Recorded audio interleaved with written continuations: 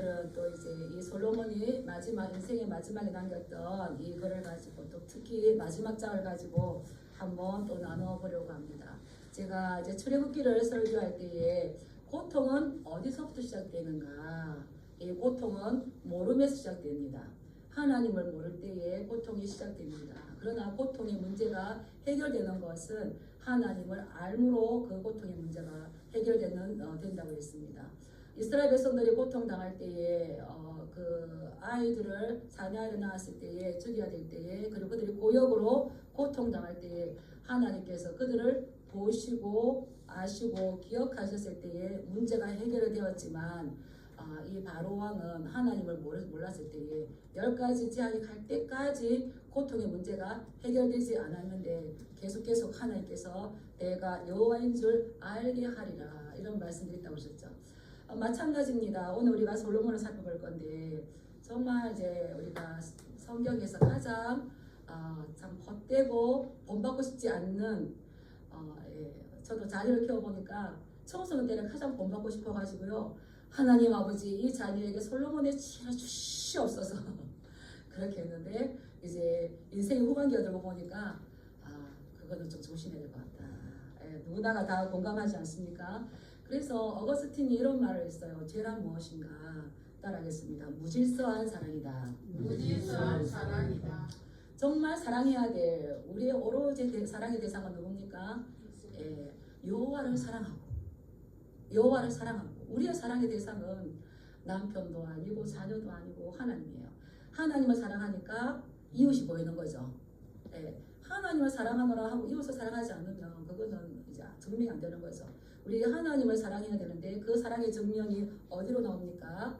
이웃 사랑, 남편 사랑, 아내 사랑, 형제 사랑으로 나오는 거죠. 그런데 이 죄가 뭐 잘못된 게 아니라 이게 이 사랑이 바뀌면은 이 잘못되고 순서가 바뀌면은 그것이 죄라는 겁니다.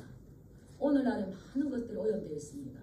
심지어는 이제 우리의 사랑이 하나님에 대한 이 경외심까지도 오염되어 있습니다. 그리고 사람과 사람 관계까지도 이게 관계가 아니라 어떤 거래적인 것으로 되어 있기 때문에 오염되어 있습니다. 사람과 자연과의 관계도 어떻습니까? 오염되어 있습니다. 이 오염된 것을 회복시키는 것은 무엇밖에 없습니까? 앞으로 점점 더 많이 오염될 겁니다. 그때 우리가 회복시킬 수 있는 건 하나님의 말씀이 좀 있습니다. 솔로몬은 이제 인생을 다 살고 난 다음에 이 전도서를 지었는데요. 이 전도서를 히브리어 말로는 코헬렛 이렇게 불러요. 코헬렛이라고 하는데 이 코헬렛은 모으다, 집합시키다, 불러 모으다 이런 게 있어요. 코헬렛의 전도서 우리는 전도, 길도자, 길을 전하는 책이라고 이렇게 하는데 그 말도 맞죠. 성경은 우리의 인생길을 어떻게 살아야 될지를 가르쳐주는 인생의 아주 지표가 되는 책이 좀 있습니다. 그런 의미도 있지만 히브리어 말로는 코헬렛에서 집합시킨 사람, 불러 모은 사람 이런 것이 있어요. 왜 그러느냐? 할 말이 많기 때문에 모았죠. 그런데 우리가 이 솔로몬을 본다면 솔로몬의 초반은 누구보다도 아름답게 시작했습니다. 솔로몬은 하나님을 사랑했습니다. 여호와를 사랑하여서 아버지의 법도를 다 지키고요. 그리고 또 1000번째까지 들리지 않았습니까? 그때 하나님께서 솔로몬을 너무너무 사랑하셨어요. 사랑하는 아들의 손주면 얼마나 예쁘겠습니까? 제가 볼 때는 하나님께서 솔로몬을 사랑하는 손주 이상으로 사랑하신 것 같아요. 그래서 제사를 드리고 여호와를 사랑하고 아버지의 그 법도 다시 말하면 하나님께서 아버지를 통해 주셨던 그 법도와 명령을 지키니까 하나님의 마음이 너무 흡족해가지고 내가 너에게 무엇을 줄 거라고 물으시니까 또 종에게 듣는 마음을 주사 이 많은 백성을 재판하여서 선악을 분별하게 하옵소서라고 이렇게 또 이제 듣는 마음을 구하는 거예요. 그러니까 하나님께서 또 감격하시죠. 네가 너를 위해서 장수를 구하지도 않고 보물을 구하지도 않고 원수 생명을 구하지도 않고 오직 내 백성의 송사를 듣고 분별하는 지혜를 구하였으니 내가 너에게 지혜만 주겠느냐. 지혜롭고 총명한 마음을 주고 너 앞에도 너 뒤에도 너와 같은 자가 없을 정도로 내가 너에게 부귀와 영화와 네가 구하지 않는 이 모든 것들을 주겠다 해서 다 줘버렸어. 그리고 네가 내 말을 잘 들으면 너의 날을 길게 할 것이다. 이렇게 하셨어요. 그리고 이 정말 이 솔로몬은 그런 모든 지혜와 명치를 다 받아서 잠언을 3,000가지를 말하고요, 노래를 1,005가지를 지우고요, 모든 것들을 다 가졌죠. 그런데 그렇게 살아보니까 이 솔로몬의 시작은 위대했지만 그의 비극은 그의 결과는 아주 비극적이었습니다. 그래서 나는 지금 뒤늦게 이것을 반추해 본다 그러죠. 되돌아보니까 허무한 인생을 살았는데 너는 허무하지 않도록 허무한 것이 무엇이든지 제대로 깨달아라. 그래서 이 구약 성경에 허무하다, 헛되다, 헛되고 헛되니 헛되고 헛되어 모든 것이 헛되다, 이 말이 구약 성경에 약 40회가 나오는데요, 전도서에만 33회가 나온다는 겁니다. 그러니까 제가 이 헛되고 헛되다 이 말은 그때 깨달을 걸, 그때 그러지 말할 걸, 그때 걸. 지옥에 가면은 가장 많은 소리가 들 것 같아요. 제 귀에. 지금은 안 그래도 제가 자꾸 성경 읽을 때에 계속 제 귀에 들리는 소리가 있었어요. 걸. 그때 제대로 할 걸.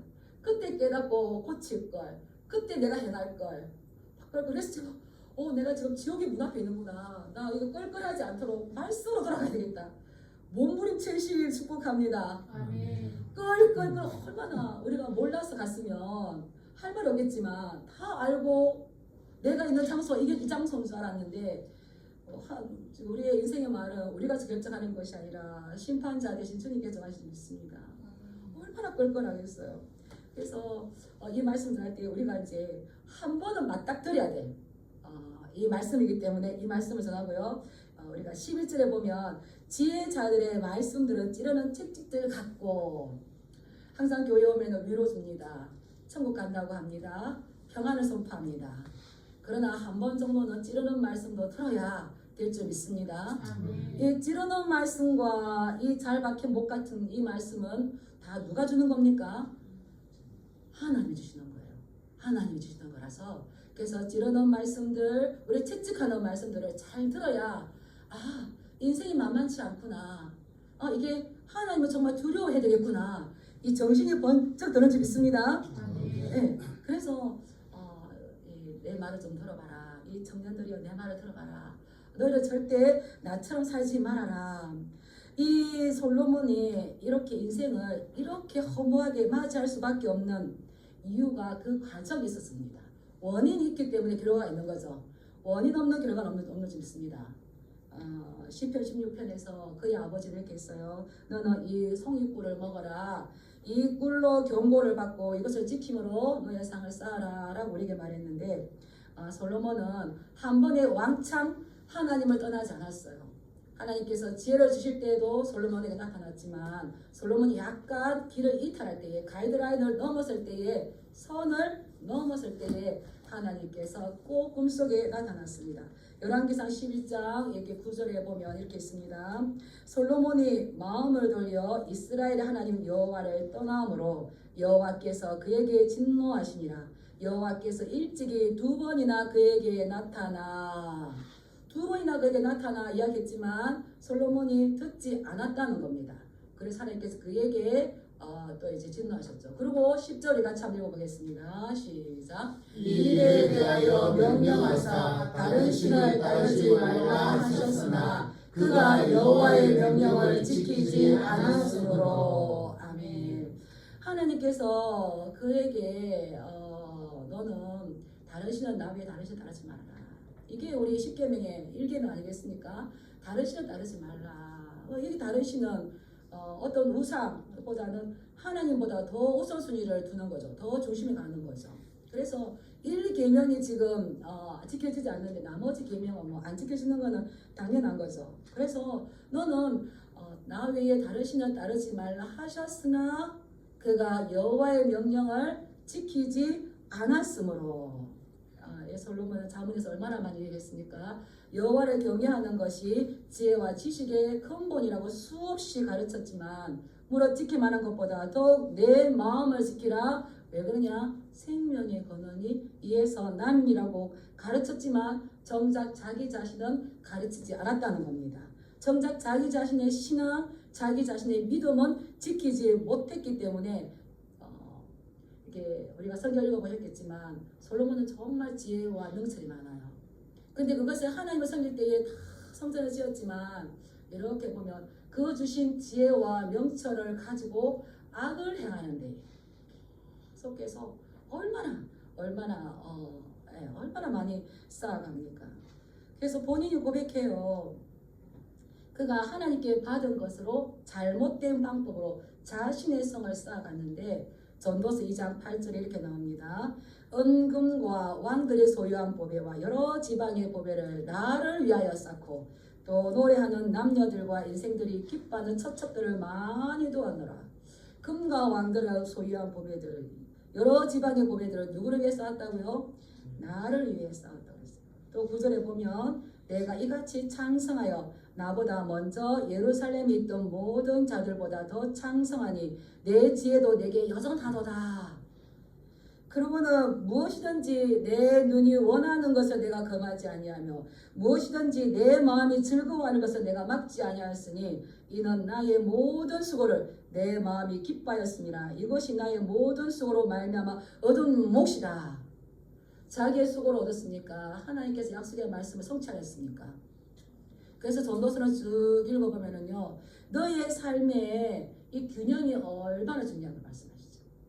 이 삶의 균형은 솔로몬만 말하는 게 아니라 네가 좌로나 우로나 치우치지 아니하면 요소에도 말씀하셨죠. 우리에게도 계속 말씀하셨죠.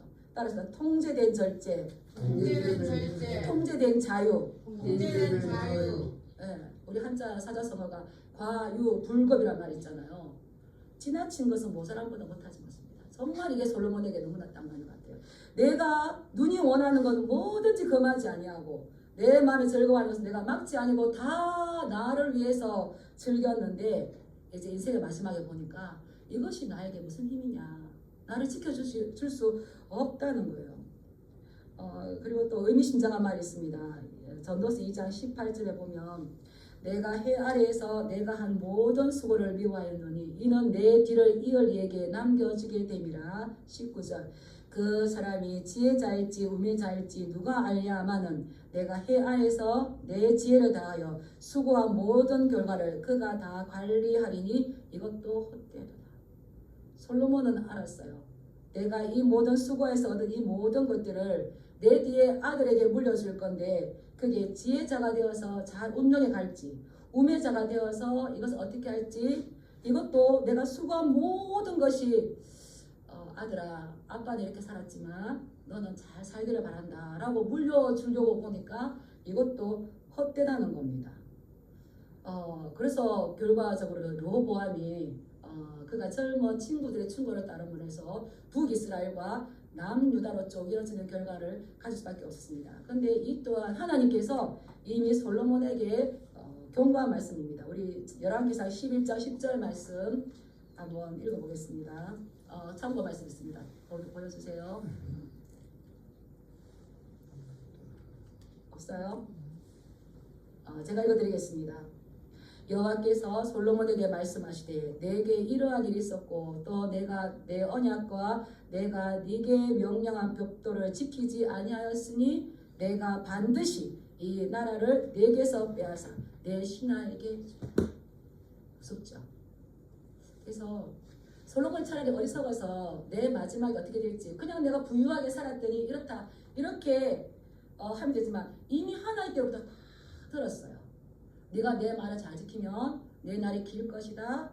그런데 네가 내 명령과 법도를 지키지 아니하였으니 내가 반드시 이 나라를 너에게서 빼앗아 내 신하에게 주리라. 이 말씀 우리는 성경을 통하여 이루어진 줄 믿습니다. 경고를 하고 그래서 저는 생각해요. 우리가 하나님의 말씀을 몰라서 죄를 지을까요? 우리가 경고를 안 받아서 죄를 지을까요? 몰라서 죄를 지을까요? 솔로몬을 보세요. 하나님이 나타나도 내 마음이 딱 결정하면 못 이겨요. 못 이겨요. 그래서 욥기 33장에 보면 욥의 젊은 친구 엘리후가 이렇게 말합니다. 하나님은 한 번 말씀하시고 다시 말씀하시되 사람은 관심이 없도다. 이미 그 욥기는 더 아브라함 시대에 기록된 거잖아요. 그럼에도 불구하고 솔로몬을 보면 한 번 말씀하시고 다시 말씀하시되 사람은 관심이 없어요. 왜 그럴까요? 이미 귀가 닫힌 거예요. 눈이 먼 거예요. 조심하시기 축복합니다. 그뿐만 아니라 사람이 침상에서 졸며 깊이 잠들 때에 꿈에나 밤에 환상을 볼 때에 하나님께서 그 사람의 귀를 여시고 경고로서 두렵게 하지만 사람은 관심이 없는데 왜 그러느냐? 그의 행실을 버리게 하고 교만을 막게 하기 위해서 하나님께서는 한 번 말씀하시고 두 번 말씀하시고 솔로몬아 네가 내 명령을 지키지 아니하였은즉 내 나라를 빼앗아서 너의 나라를 내 신하에게 줄 것이다. 우리는 다윗의 약속이 있는데요가 중요한 게 아니라 그 과정 가운데에서 우리가 어떻게 하냐에 우리의 선택은 너무나 중요한 거죠. 그래서 우리는 어느 날 갑자기 이런 일들이 이루어지는 것이 아니라 아모스 3장 7절에 아모스 선지자 이렇게 말합니다. 주 여호와께서는 자기의 비밀을 그 종 선지자들에게 보이지 아니하시고는 결코 행하심이 없으시리라. 하나님께서는 우리에게 지속적으로 말씀을 통해서 한 번 말씀하시고 두 번 말씀하시고 꿈에나 환상으로 말씀해 주셨을 때에 주여 제가 듣겠나이다 말씀하옵소서 항상 이렇게 겸손한 자세가 주님을 축복합니다. 그러하지 못하고 그 지혜와 청명을 받았고 그 과정을 이제 변곡적으로 갔어요. 이게 변질되었어요.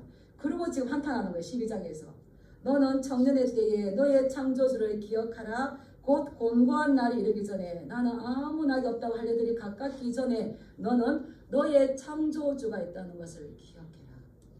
나는 나를 위해서 쌓고 나를 위해서 수고하고 나를 위해서 이 모든 것들을 가졌는데 하나님께서 너를 위해서 했느냐? 그리고 너의 결말을 가지러 가니까 좀 정신이 혼미한 거죠. 너의 창조주를 기억하라. 이 말은 무슨 말이냐면 네가 날이 좋을 때에 하나님을 먼저 기억해라. 이 말씀이죠. 이 말씀은 우리 위에 11장 9절 말씀을 좀 더 확대한 말씀입니다. 비슷한 말씀이 있는데 우리 위에 9절 11장 9절 말씀 한번 읽어보겠습니다. 시작. 청년이여 내 어린 때를 즐거워하며 내 청년의 날들을 마음에 기뻐하여 마음에 원하는 길들과 내 눈이 보는 대로 행하라. 그러나 하나님이 이 모든 일로 말미암아 너를 심판하실 줄 알라. 아멘. 하나님께서 이 솔로몬이 이 청년들에게 내 어린 때를 즐거워하며 내 청년의 날들을 마음에 기뻐해서 마음이 원하는 것들을 마음껏. 이 청년의 때가 참 짧죠. 항상 그냥 오래 갈 것 같지만 제가 하필이면 다닐 때 항상 반주를 했어요. 그래서 피아노에 항상 앉아 있었어요. 그때 목사님께서 김종옥 선생 그렇게 적다고 우리를 우습게 보지 마라. 곧 이날이 와. 곧 이날이 와. 벌써 이제 이날이 오고 있잖아요. 짧은 거예요. 짧은데 우리가 그 어린 때를 즐거워하며 그 날들을 기뻐하며 마음에 원하는 거 내 눈이 보이는 대로 그 즐기라는 거예요. 즐기실 축복합니다. 어떤 분들은 이게 즐기면 안 돼. 우리 기독교는 금욕주의를 생각하고 있는 것 같아요. 여호와를 즐거워하실 축복합니다. 네, 그래서 안 되는 게 너무 많은데 부모 입장에서 볼 때 자녀가 어떤 그 윤리도덕적인 태도를 안에서 잘 즐기는 게 좋습니까? 우리 아빠를 기쁘게 한다고 못 즐기는 게 좋습니까? 네, 나는 비록 못나도 기쁘고 즐기는 건 너무 좋죠. 이렇게 마음껏 즐기라. 마음껏 즐기라. 그런데 무엇을 생각하라고요? 창조주 하나님께서 이 일들로 인하여서 너를 심판한다는 것. 따라서 심판의 빛 아래서 마음껏 즐기라. 근데 또 다르게 말하면 네 마음대로 해봐라. 네 멋대로 한번 지내봐라. 그러나 그 결과에 대한 책임은 누가 진다는 겁니까? 네가 져야 된다는 거죠. 그렇게 한다면 우리가 그 선을 넘을 수 있을까요? 없을까요? 겸손이는 뭘까요? 내 선을 지킬 줄 아는 겁니다. 요즘 막 나오잖아요. 선 넘었네. 선 넘지 마시고 축복합니다. 교만은 뭘까요? 선을 넘는 겁니다. 교만은 패망의 선물이 있습니다. 아멘. 이건 거예요. 겸손은 뭐라고요? 쉬운 거 아니에요. 겸손은 따라해보세요. 겸손은 내 선을 지키는 것이다. 교만은 내 선을 넘어서는 것이다. 세상에서도 선 넘었네 그 사람 싫어하잖아요. 하나님도 싫어하신 줄 믿습니다. 네 멋대로 살아보고 실컷 놀아보지만 반드시 후회한다. 왜 그렇습니까? 우리 인생에 다 마지막에 심판이 있는데 네가 이 결과에 이 땅에서 받지 않으면 죽음 후에 심판이 있다는 걸 기억하면서 머리 위에 다닙니다. 제가 고속시장에서 전도를 하니까 이분이 그러세요. 이제 옆에 막 전도를 했는데 이 할머니가 떡 앉아 계시다가 약간 참기던 목소리로 그래요. 목사님, 교회 다니는 사람이 더 나에게 이렇게 말하고 저렇게 말하고 악하게 했는데 그게 됩니까? 이렇게 하는 거예요. 그래서 제가 뭐라 했대요? 낙서자분 할머니 걱정하지 마세요. 혹여나 그 사람을 그냥 뒀다면 하나님이 마지막 심판 때에 다 계산할 겁니다. 두려운 거죠. 그런데 그리고 어머니 교회 다니셔야 돼요. 어머니가 그 치고 거 보니까 너무 착하게 사신 것 같아요. 근데 예수님 안 만나면 그 착하게 산 보상을 받을 수 있습니까? 없습니까? 없어요. 그래서 어머니 참 착하게 사신 것 같은데 예수님을 믿고 천국에 가셔야 그 삶의 위로와 보상을 받습니다. 근데 어머니에게 이렇게 저렇게 말하고 악을 해놨던 그분은 잘 모르지만 성경에 원리대로 한다면 그래도 되는 것이 아니라 그분은 반드시 심판을 받아야 됩니다. 한 번 죽는 것은 정해진 것이요 그 후에 심판이 있으니 우리에게는 칭찬 있게 준비를 축복합니다. 네. 이 많은 것들을 누렸지만 누릴 수도 있겠지만 그때 네가 조심해야 될 것은 이 일로 말미암아 너를 심판하실 분이 있다는 것을 알아라. 그래서 우리는 즐길 때에 죄 짓지 않고 즐기는 방법들을 연구하시 축복합니다. 근데 세상은 죄가 아니면 즐길 수가 없어요. 즐기는 거에 다 죄가 들어가요. 근데 우리는 제가 이제 이렇게 보는데 우리가 이제 우리 교회에 그리스도의 문화를 조금씩 만들어가도 되겠다. 그래서 죄 짓지 않고도 기쁘고 행복하게 이렇게 즐길 수 있다는 것을 누가 제시해줘야 될까요? 제시해줘야 돼요. 제가 신학교를 갔어요. 그 MT를 갔어요. 근데 정말 대학교에 이제 학기 초면 술차가 따라다닌다 그러잖아요. 신학교에 갔는데 술차가 없는데도 너무너무 재밌게 놀아요. 레크레이션하고 서로 레크레이션하면 너무너무 잘해서 난 다른 거 몰라도 내가 아들, 딸들 대학교 보낼 때에 이 건전한 문화를 배울 수 있도록 내가 신학교를 보내야 돼. 신학교에 있는 과를 보내고 싶다는데 말을 안 들어서 다 자기 갈 걸로 갔지만 그렇게 건전한 문화인 거예요. 우리가 교회에서 놀 때 답답합니까? 재밌습니까? 술이 없어 답답합니까? 술 없어도 재밌습니까? 이거를 우리는 만들어내고요. 이것을 즐기고요. 이것을 통해 하나님 앞에 또 기쁨이 되어야 되는 거예요. 그런데 네가 즐겨라. 왜 곧 공고한 날이 이르고 아무 낙이 없다고 할 때가 올 거다. 이건 어딥니까? 이제 죽음이 온다는 거죠.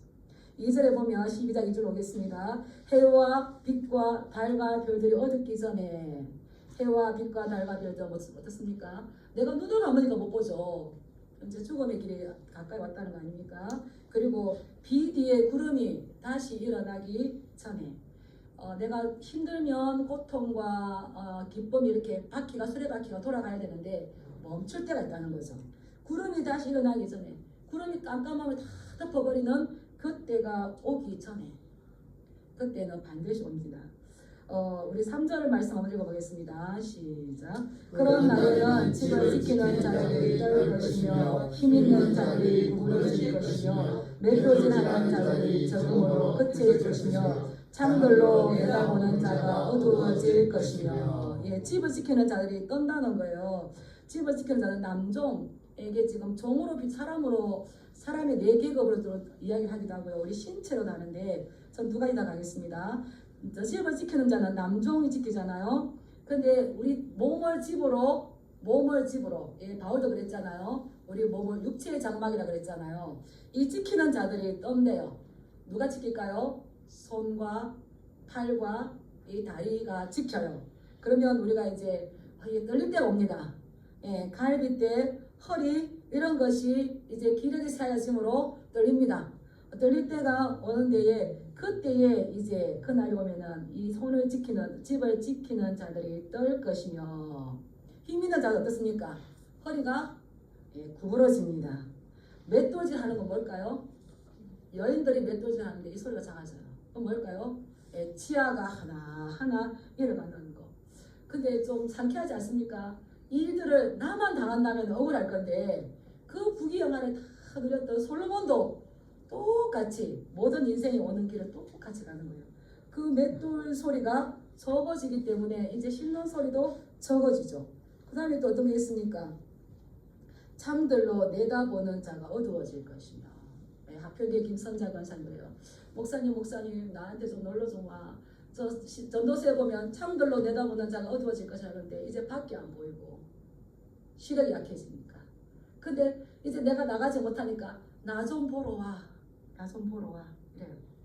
또 그럴 때에 어떻습니까? 우리 5절 말씀 읽어볼까요? 시작. 또한 그런 자들은 높은 곳을 두려워할 것이며 길에서는 놀랄 것이며 살구나무가 꽃이 필 것이며 메뚜기도 짐이 될 것이며 정욕이 끝이니 이는 사람이 자기의 영원한 집으로 돌아가고 조문객들이 거리로 왕래하게 됨이니라.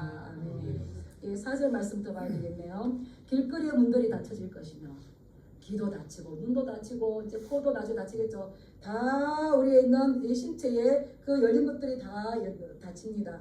맷돌 소리가 적어질 것이기 때문에 뭐 여전히 씹지 못하는 거죠.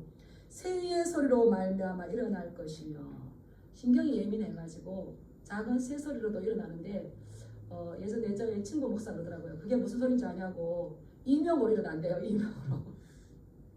참 이게 좀 우픈 이야기죠. 예, 지명 소리로 새의 소리로 말미암아 일어날 것이며 음식하는 자들은 다 쇠하여질 것이고 예, 또 이 노년이 되면 높은 곳을 두려워해서 못 올라가요. 제가 우리 장모님 보고 절대 올라가지 마라. 절대 올라가지 마라. 왜 그렇습니까? 나이가 들었으니까 조심하라는 거죠. 이제 50대 후반 60대 되면 민첩성은 줄어들어요. 조심하시 축복합니다. 제가 뭐 양손에 이렇게 이제 뭐 가방을 들고 우산을 들고 뭐 이제 짐을 들고 걸어가다가 사정없이 엎어진 적이 있어요. 그 가운데서도 제가 조금은 민첩이 있어서 고개를 팍 들었어요. 무릎을 탁 깼어요. 그때 제가 느낀 게 내가 40대만 돼도 이거 딱딱하다가 균형을 잡을 건데 손에 든 것 때문에 넘어질 거라 누가 생각했습니까? 바로 까당 하는 걸 보면서 나도 이제 열심히 죄송합니다. 나도 이제 됐구나. 조심해야 되겠네. 계단을 내릴 때에 어때들 당할 때에 이제 내가 잘못이 아니라 우리의 몸이 둔해졌다는 거예요. 예, 그래서 조심하실 축복합니다. 예, 높은 곳을 두려워 올라가지 마세요. 올라가지 마세요. 그리고 길에서도 놀래요. 신호등 건널 때 조심하시기 바랍니다. 특히 할머니 여러분들께서 신호등이 올 때에 이제 깜빡깜빡할 때에 나 저 건너갈 수 있어. 달리잖아요. 마음은 원이로되 육신이 안 따라져요. 달리다가 거기서 아이고 힘들어 하고 멈춰요. 와, 계획하는 거죠. 그래서 충분한 요즘 시간이 충분해지잖아요. 그때에 이제 충분한 시간대 걸어가시기 바랍니다. 특히 무단횡단 하지 마시기 바랍니다. 이 길에서도 놀랄 것이며 살구나무에 꽃이 피는 건 뭘까요? 머리가 휘어지는 거예요. 백발이 나오는 거예요. 백발. 그 다음에 이 힘이 얼마나 약해졌는지 메뚜기도 뭐가 된다고 그랬습니까? 네. 제가 요 앞에서 할머니가 앉아 계시길래 전도를 했어요. 그러니까 할머니 하시는 말씀이 내가 이 나이가 되니까 아무것도 다 필요가 없다. 맛있는 것도 필요가 없고 좋은 옷도 필요가 없다. 무거워서 못 입겠대요. 그날이 오기 전에 창조주 하나님을 기억하시기 축복합니다. 네. 이 메뚜기가 짐이 되면 얼마나 무서워요. 그런데 이게 실제라는 거죠. 사람이 자기의 영원한 집으로 돌아가게 되고 마지막에는 누가 바쁘게 왔다 갔다 할까요? 조문객들이 왔다 갔다 하는 그 날이 가깝기 전에 너는 너의 창조주 하나님을 기억하며 그 하나님께서 너의 모든 일로 말미암아 심판하신 것을 기억하고 책임 있는 그 삶을 살기를 원한다라고 이야기해 주는 거죠.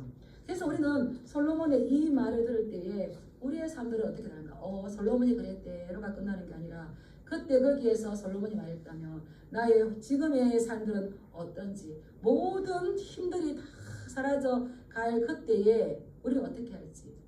또뭐 6절부터 계속 나오는데 은사슬이 끊어지며 금그릇이 떨어져 부서지고 두레박이 끊어지며 물동이가 깨진다. 우리의 몸그릇이 다 깨진다는 거예요.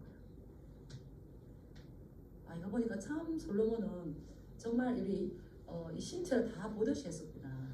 심장이 터지고 모든 동물이 다 터지고 우리 머리가 터지고 다 터져서 그 날이 와서 이제는 물 한 모금도 마실 수 없는 그러한 삶이 된다는 거예요.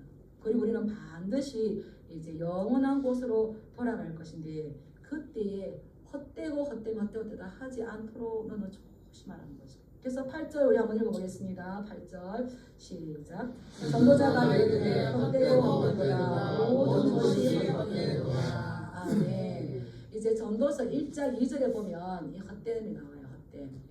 헛되고 헛되며 헛되고 헛되니 모든 것이 헛되도다. 시작도 헛됨이고 8장 12장의 8절에 마칠 때도 헛됨을 노래했어요. 숨이 쌍간이라고 그랬잖아요. 그래서 이 전도서는 지금 헛됨을 노래하는데 다시 기록해서 우리에게 주는 거는 이 헛될 수밖에 없지만 헛되지 않는 것을 우리에게 가르쳐주고 있는 거죠. 그래서 우리는 누구를 생각하며 살아라? 따라했습니다. 나의 심판자, 예수 그리스도, 나의 구원자, 예수 그리스도. 그 파스칼의 확률 이론이라는 게 있어요. 확률 이론. 그것을 사람들은 확률이 높은 것에 투자를 합니다. 그래서 주식도 어느 회사가 올라갈 건지 다 보잖아요. 그런데 솔로몬이 이렇게 말했다면 우리가 앞으로 먼저 가고 뒤에 갈 거지만 이러한 일들은 확실하게 100% 일어나는 겁니까? 나는 안 일어날 수 있어. 이렇게 있는 겁니까? 100% 일어나는 겁니다. 그런데 솔로몬이 자기를 모든 것을 가졌는데 이 앞에서 보니까 그것은 나에게 아무 힘이 없다. 이전 것은 없어진다고 말씀하셨어요. 요한계시록에서도. 처음부터 다 없어졌어요. 그러면 이전에 있던 모든 것들이 내가 마지막 가는 길에 나에게 도움이 된 1%라도 된다. 도움이 제로다. 어떻겠습니까? 도움은 제로입니다. 그래서 시편 기자가 뭐랬냐면 내 소유도 내 것이니 주의 말씀을 지킨 것입니다. 안 것이 내 소유가 아니고 주의 말씀만 지킨 것을 가지고 우리는 하나님 나라를 가지고 있습니다. 아멘. 우리는 희미함을 가지고 많이 투자를 해요. 많이 투자를 해요. 근데 확실하게 오늘 100%. 그렇다면 죽음 이후의 세상 전도를 해보면요. 영혼이 뭔지 모르고 영생이 뭔지 모를 수 많아요. 자꾸 전도하시기 바랍니다. 그러면 영생 가운데 많은 분들이 죽으면 끝났다요. 죽으면 끝났습니까? 돌아가십니까? 죽으면 끝났습니까? 새로운 세계 시작됩니까? 준비하고 계십니까? 그래서 죽으면 끝이지 어떻게 알 수 있어? 전 제가 목사입니다. 다른 종교는 이야기 해주지 않는데 이 우리 어르신들 다 돌아가셨다고 하는 거 무슨 뜻인지 아십니까? 거기에서 말씀이 흙으로 돌아갈지라. 이 성경적인 거예요. 우리의 말이 다 말해줘요. 죽음이 끝이라면 끝났다, 잘됐다 할 건데 그분 돌아가셨다. 또 고상한 언어로 뭐라 그럽니까? 소천하셨다. 하늘나라에서 불렀다는 거죠. 왜 그렇습니까? 우리 코에 생명을 주신 그분이 우리 코에 생명호흡을 가져갈 날이 올 줄 믿습니다. 이거는 확실하게 100%예요. 100%. 그런데 우리는 솔로몬이 내가 내 눈이 원하는 거 다 보고 내가 갖고 싶은 거 다 가져봤는데 아무것도 아니더라. 잡아보고 뒤에 후회하시겠습니까? 이 말씀을 경고를 받고 이 말씀을 지킴으로 상을 쌓는 삶을 사시겠습니까? 허무하다와 같이 나오는 게 바람을 잡는 거라. 바람. 야고보는 뭐랬냐면 우리의 인생이 잠시 왔다가는 안개와 같았어요.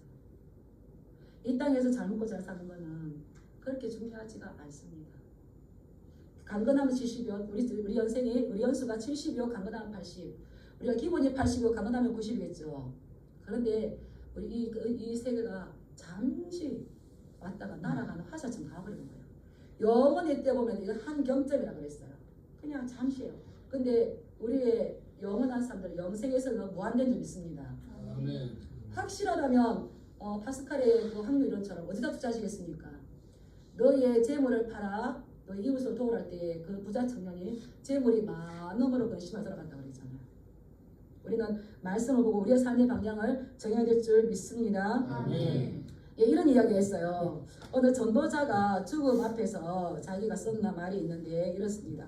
언젠가 당신들은 신문에서 내가 죽었다는 기사를 읽게 될 것입니다. 이게 무디 이야기예요. 전도자 무디죠.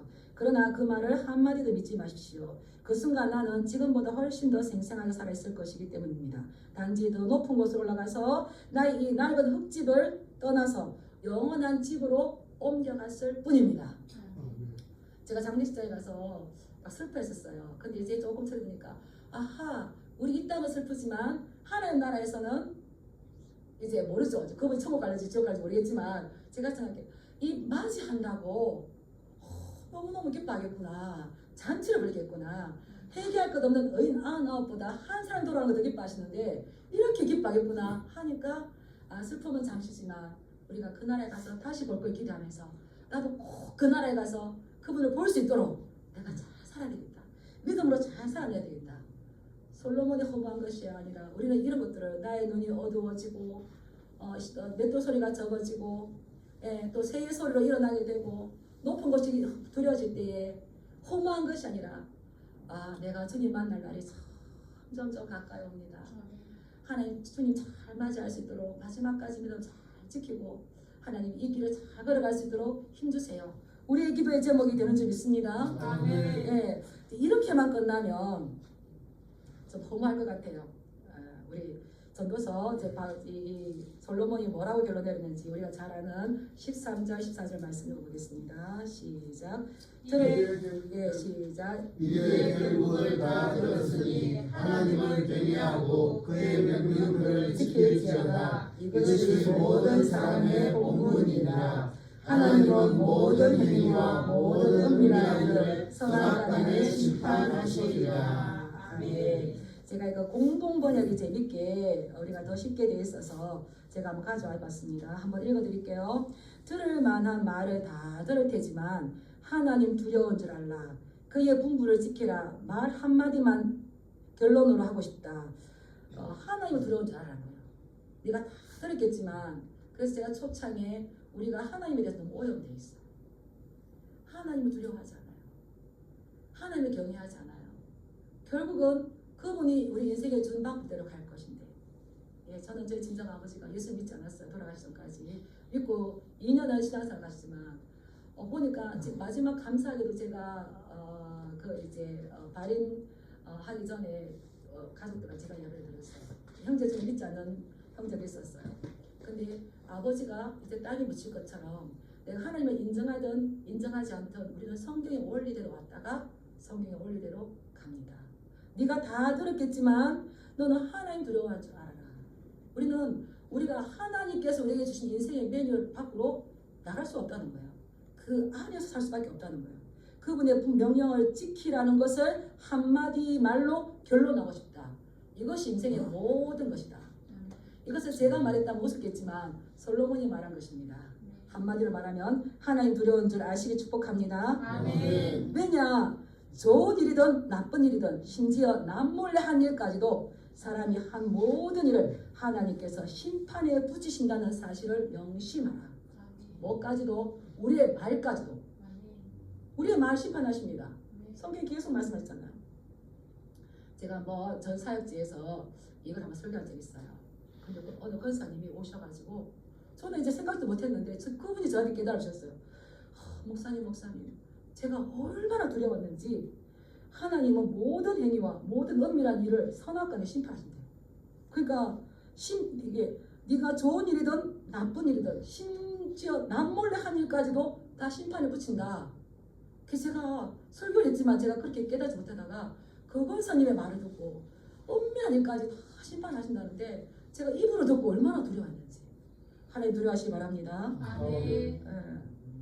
이렇게 무의미하게 가지만 제가 잠시만 하나 예를 들겠습니다. 모세는 바로 왕의 그 궁전에서 모든 걸 다 배웠습니다. 근데 모세는 하나님의 이 비밀을 알았기 때문에 히브리서 11장에 보면 이렇게입니다. 믿음으로 모세는 장성하여 바로의 공주의 아들이라 칭함받기를 거절하고 도리어 하나님의 백성과 함께 고난받기를 잠시 제약의 낙을 누리는 것보다도 좋아하고 그리스도를 위하여 받는 수모를 애굽의 모든 보화보다 더 큰 재물로 여겼으니 이는 상 주심을 바라봅니다. 아멘. 모세는 하나님을 알았기 때문에 그 공주의 아들의 칭함받는 다음에 왕이 될 수 있는 그것을 이 땅에 잠시 누리는 죄악의 낙이라 생각했어요. 그리고는 이제 그리스도를 위하여 받는 수모를 오히려 더 큰 재물로 여겼습니다. 예, 반면교사 사무실 축복합니다. 어떤 분은 그래요. 여기 보면 이제 공부를 많이 하는 것은 몸을 피곤하게 한다. 그래서 나 공부 안 한다. 공부하시기 바랍니다. 바울은 애굽의 모든 지혜와 학문을 다 가졌기 때문에 아는 만큼 나눠줄 수 있습니다. 따라서 배워서 남주자. 솔로몬은 배워서 남준 게 아니라 자기 다 모든 걸 쌓았도다 했기 때문에 후회를 하지만 배워서 남줄 때에 이것보다 보람 있는 거 없어요. 그리고 누가 배워서 남줬습니까? 이 바울, 가마리아 문화생이고 베냐민 집하고 히브리서 히브리인지만 그가 그 배운 것을 가지고 자기를 쌓을 때는 핍박자고 살인자 됐지만 어떻습니까? 다 나눠줄 때에 그가 예수로서 아는 지식이 가장 고상하다는 고백을 갖지 않았습니까? 그래서 바울도 그렇게 고백했습니다. 빌립보서에 보면 그러나 무엇이든지 내게 유익하던 것을 내가 그리스도를 위하여 다 해로 여길 뿐더러 또한 모든 것을 해로 여김은 내 주 그리스도 예수를 아는 지식이 가장 고상하기 때문이라. 내가 그를 위하여 모든 것을 잃어버리고 배설물로 여김은 그리스도를 얻고. 그래서 저는 여러분들에게 도전을 드립니다. 내가 이 땅에서 잘 먹고 잘 사는 거, 좋은 데 가고 맛있는 거 먹는 걸로 우리의 부귀를 쌓아서 마지막 때 헛되고 다 노력했습니까? 정말 이것을 이 애굽의 모든 보화보다 버리고 그리스도를 위해서 고난받는 거, 전도자인에서 고난받는 걸 선택하시겠습니까? 내가 그리스도를 얻기 위해서 지금까지 했던 모든 것들은 배설물로 여기는 바울의 삶을 선택하시겠습니까? 중요한 건 하나님께서 우리에게 자유의지를 주셔서 우리에게 선택하게 하셨다는 겁니다. 선택의 몫은 우리 거죠. 근데 우리 예수 그리스도 말씀하셨어요. 히브리서 2장 14, 15절에 보면 자녀들은 혈과 육에 속하였음에 그도 또한 같은 모양으로 혈과 육을 함께 지니심은 죽음을 통하여 죽음의 세력을 잡은 자 곧 마귀를 멸하시며 또 죽기를 무서워함으로 한평생 매여 종노릇하는 모든 자들을 놓아주려 하심이니.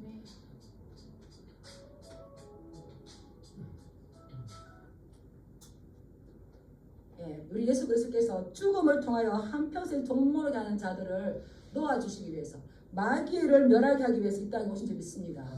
그렇다면 우리는 그리스도 안에 있으면 우리 죽음도 소망인 거예요. 천국 소망으로 가득 채워주시길 축복합니다. 우리 예수 그리스도께서 그렇게 낮아지심으로 우리에게 오셨다면 우리가 이제 앞으로 어떻게 살아야 될지를 그 결과가 나온 거죠. 그래서 우리는 이 찌르는 말씀을 한번 듣고 다시 한번 경각심을 가지면서